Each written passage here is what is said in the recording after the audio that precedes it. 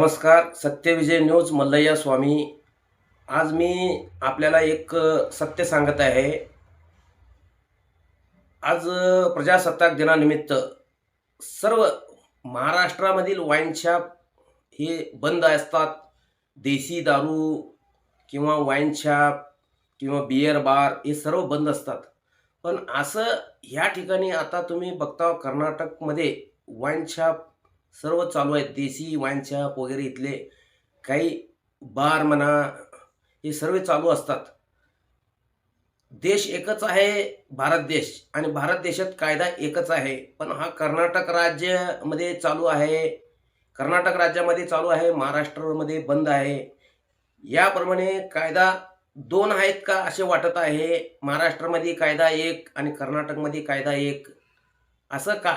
कर्नाटक सरकारला पैशाची गरज जास्त असल्यामुळे प्रजासत्ताक दिनाचे काही 26 जानेवारीचे विचार करत नाही कर्नाटक सरकार एकीकडे, तर महाराष्ट्र सरकार सर्व नियम पाळते. कारण महाराष्ट्रात BJP सरकार आहे आणि केंद्रात सुद्धा BJP सरकार आहे.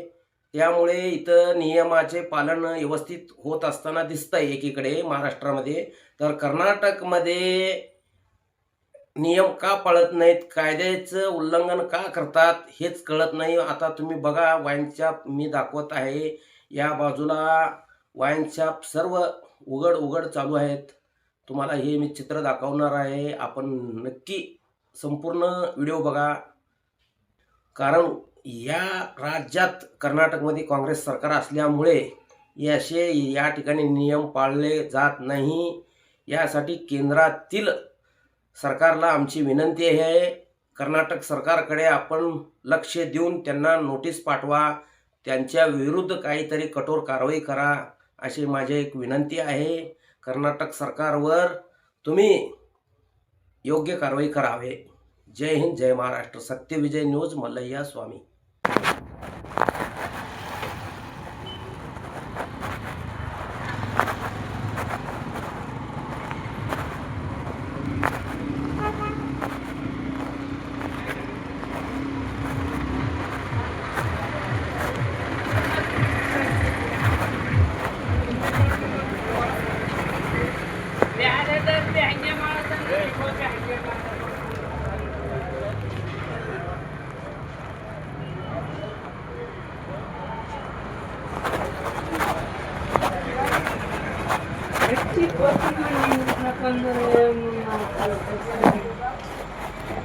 राष्ट्रक कितीला आहे? 340. हां, 340.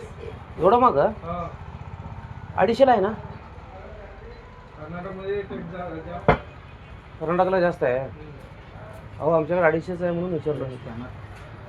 असं 26 जानेवारी म्हणून माग आहे का? 26 जानेवारी म्हणून माग आहे. अभी भी उतरे